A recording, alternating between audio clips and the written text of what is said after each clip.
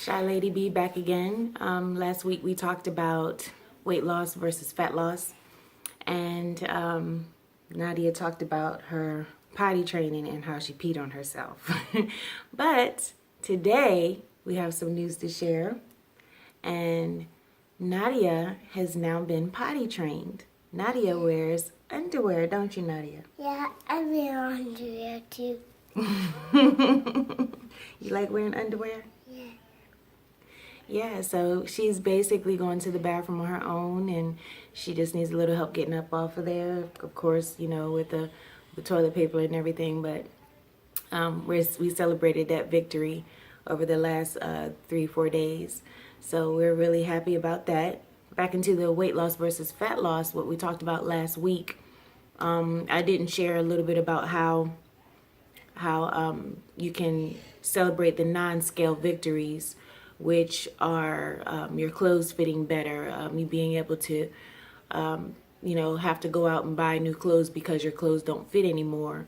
Also, ways that you can track your fat loss, which is what I use. So what I use is a body composition scale, which measures body fat, body water, bone density, weight, as well as muscle. So knowing these things, when you stand on that scale, it gives you a picture, an overall picture of what your body composition is made of. So what I look for whenever I do stand on it, which is not often, I pretty much don't get on the scale often. I try not to. I just focus on how my clothes fit, and I focus on getting my workouts done every week.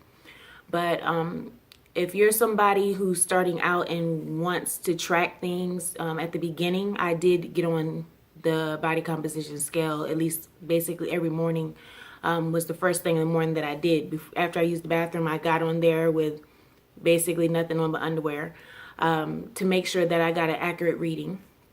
And that let me know what my muscle was, my body fat, my water, my bone density, and my weight was. And that's the most accurate weight that you can get, because there's nothing on your stomach, and you've already had your rest throughout the night.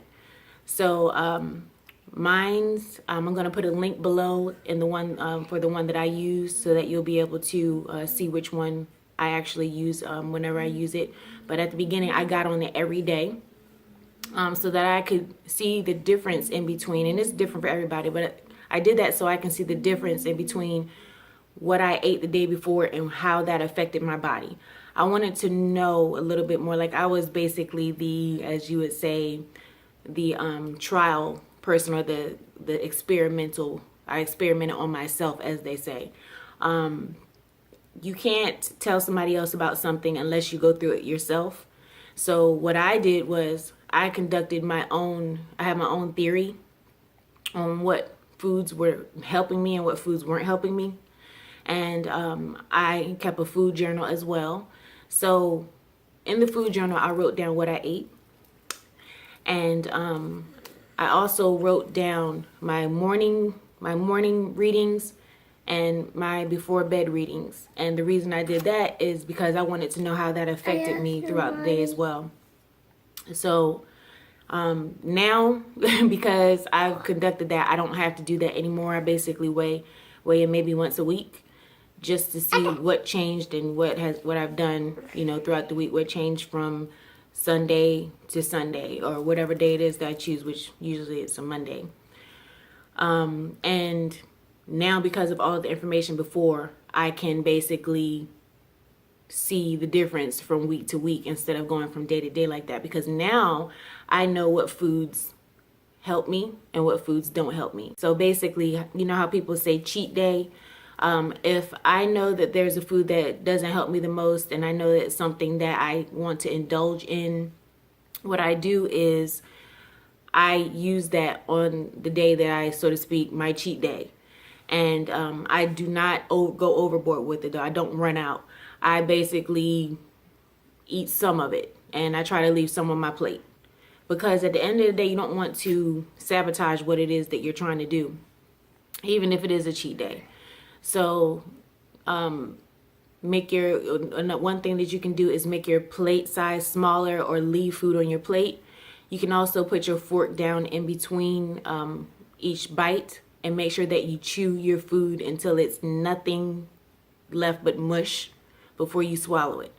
And a lot of times we rush and we rush and we rush and we eat and we swallow it, and we expect our stomach to do so much work to break that food down. And this is where we get that gut. This is where we get the food just sits there and our stomach is like, really? You expecting me to do all of this? Why you ain't do most of it in your mouth? So think about what we're expecting our stomachs to do when we scarf that food down without chewing it all the way up, so that our stomach doesn't have to work overtime trying to break that food down and digest it. So savor the flavor of each bite and make sure that you enjoy your food. Enjoy it. Take the time to enjoy it. And even if you don't have a lot of time to enjoy it, try to get something, especially if you're at work and you know you only got a certain amount of time to eat. Try to get something that doesn't take a lot of chewing to go on. Like, let's say you know you only got like 15 minutes. Grab you a smoothie. A smoothie got everything you need in it. You got your vegetables, you got your fruit, you got your protein scoop. Drink that. That's already broken down. Your body ain't got to work overtime. So it's about thinking ahead of time what you're going to eat, planning ahead of time, making sure that you know what it is that you're going to eat, and you know your schedule, you know your body, so you know what it is that you need to do as far as planning. Make sure that you plan your short meals that you don't have a lot of time. Make sure it's something that you don't have to do a lot of chewing on. And for the meals that you want to enjoy and savor, the kind that you like the flavor of them, take your time and enjoy them. Chew them slowly, and don't make your stomach have to work overtime to digest these foods. So these are some of the tips that I wanted to share on how I actually began my fat loss journey when I became serious about fat loss. And if you want to know the difference and you haven't seen last week's video, the difference between fat loss and weight loss, go to MomsCanBFit YouTube page. If you're not already on my page, and this is just a link that's out there, go to MomsCanBFit YouTube page and you'll be able to see the video on weight loss versus fat loss, or what I talked about last week. But a lot of times we start off saying we're serious, but we don't do the necessary research and steps that it takes to get to where we're trying to go. It definitely takes discipline. So you can't just say that you're going to do something. You have to actually move forward with a plan and follow through with the plan. The follow through is the most important part, being consistent. The documentation helped me a lot. Now, everybody, you're not like me. You don't want to do that. You don't have to. But I know for me, that was necessary for me to know what foods were good for me, what foods were sabotaging my fat loss, and what foods were helping my fat loss. So just worry about your fat, your muscle, your bone density, and your water. Your water you want to go up, your muscle you want to go up, your fat you want to go down, and your bone density you want to go up. So when those numbers are going in those directions, then you are doing good, which means don't worry about that number, about the weight. Do not worry about the weight number. Those are the numbers that you need to worry about on the body composition scale. I have two pictures to where I was 65 pounds or so. And in one picture, I look plump, and another picture, I look toned.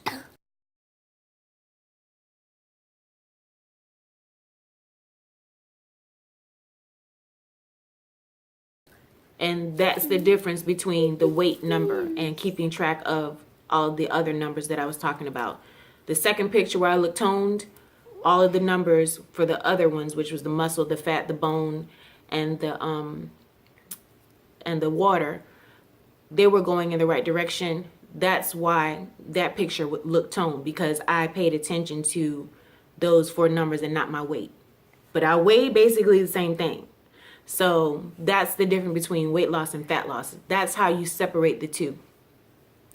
So if you have any questions, comment below, comment on my YouTube page. You can comment on my Facebook page. And if you're on MomsCanBFit.com and you're watching this video from there, you'll have to register on the website so that you'll be able to comment below there.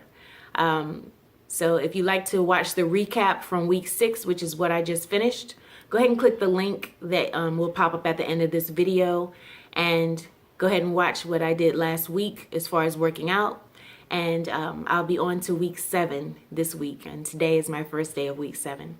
So until next time, peace and blessings, y'all.